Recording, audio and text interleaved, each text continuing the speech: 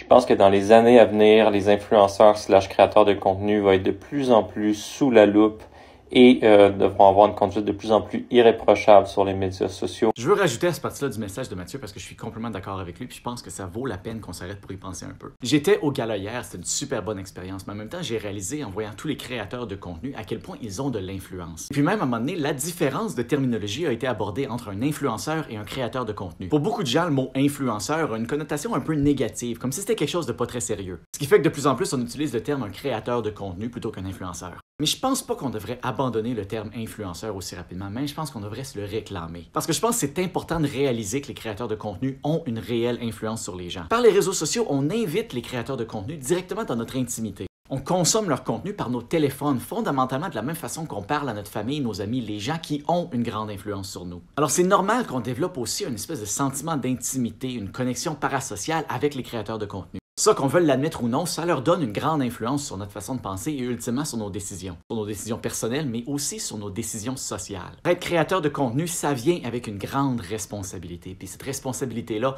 on la perd quand on abandonne le mot influenceur. Je pense pas que influenceur, c'est négatif tant qu'on l'assume et tant qu'on prend conscience critique de ce que ça implique. Est-ce que votre créateur de contenu préféré utilise son influence sur vous pour votre bien ou juste pour maximiser ses views, ses likes et son potentiel commercial, par exemple? Est-ce que vous y pensez quand vous laissez quelqu'un rentrer dans votre intimité comme on le fait par les réseaux sociaux? Tout ça, c'est évidemment des questions qui vont dans les deux sens. Nous, en tant que consommateurs de contenu, on devrait être conscients de nos choix de consommation. De la même façon que les créateurs de contenu devraient être conscients et responsables de leurs choix de contenu aussi. Les créateurs de contenu, les influenceurs, c'est un monde qui est encore nouveau et il y a très peu de règles établies. C'est fondamentalement encore le Far West. C'est ce qu'on en fait maintenant qui va déterminer la forme que ça va prendre à l'avenir, puis ça, c'est notre responsabilité à tous.